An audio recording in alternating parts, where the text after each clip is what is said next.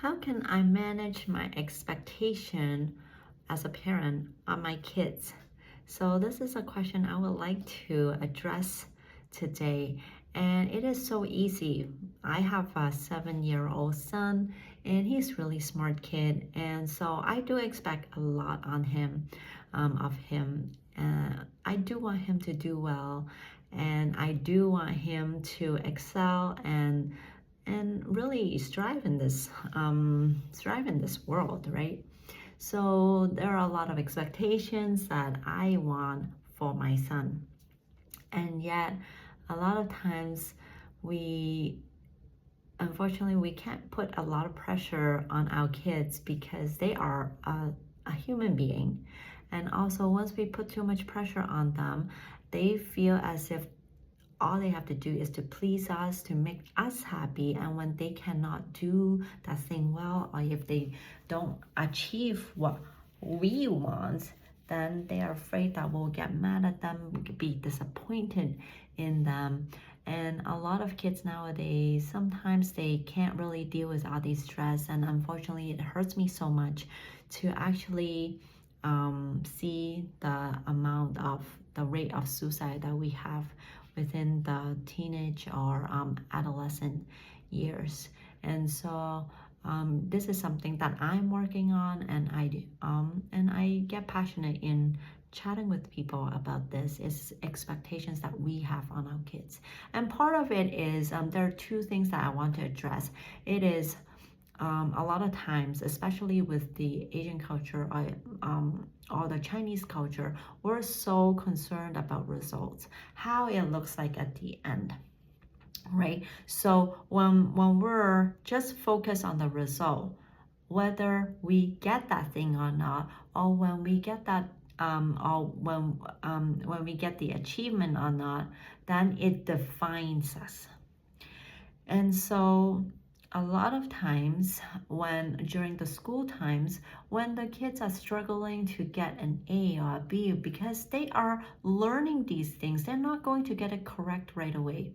But we are only focused on the results, and getting into good grades, into good school, so that eventually they get into a good workplace. Then we eliminate all of the opportunities for them to learn how to fail, to learn how to deal with disappointment when they don't get what they wanted. Even when they have, even after putting in a lot of effort, sometimes you can put in a lot of efforts and you don't get what you want, right? And it's a very disappointing thing. Or how to deal with frustration when you keep working on it and it's not working out, it's not working out. And all of that frustration, we have to learn, be given that opportunity to learn how to deal with all these emotions so that in the real world, when we come across disappointment, frustration, and all of these things of failure, then we become more resilient so that we can rise above again. So I would, in terms of managing expectation, one of the things that I often encourage parents to do is: are you focused on the results, or are you focused on the process or the progress of the child?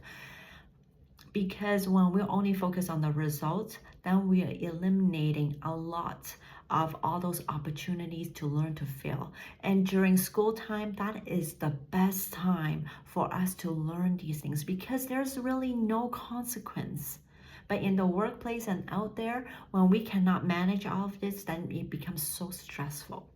So that's one thing. Result driven, or are we focused on the progress? And then the second thing that I want to talk about when it comes to expectation or of our children is detaching ourselves from our identity from their results. And it was very similar to the last video that I made. And it's because a lot of times if our children fail, if they do not do well, we somehow have this attachment that, oh, it's because I'm not a good parent. And I don't want that. I don't want to be seen as a parent who doesn't know what I'm doing, right? So that's why the only way for me to live up to this image is for me to double down, be very hard on my kids so that they do well, so that if it reflects back onto me that, hey, look at me, I'm a great parent. So this identity shift has to be learned to being able to learn to separate out your own identity from your kids' identity, so that you can hold your own. Being able to say to yourself, I'm still a great parent. I'm trying my best to guide my children along. And even when they fail, I am still me. I've been doing my best. I'm a great mom. Versus attaching our identity and our worth to their results. And so this is a very long journey where we are learning all of these things to become very aware, because a lot of it is based on how we were raised and our self-worth, needing to always do things to make sure that we appear perfect for our parents. There are some of us who tend to do that, and wanting to make sure that we know what we're doing, putting the perfect face on, so that no one knows that we're struggling, which is a weakness in the Chinese culture, right? So all of these things need to be unlearned, and it takes some time to become aware of these things. So today that's what I would like to share. If you hear anything that make you go aha and make you go light bulb moment, I would love to hear, because there are so many stories that are similar to mine, and we just want our kids to do well. And I get it because we are, to a somewhat extent, if you're listening to this video, it's because you are a good parent, right? So so that's it for today. If there is anything you would like to share, I would love for you to leave it in the comment line. I'll see you later.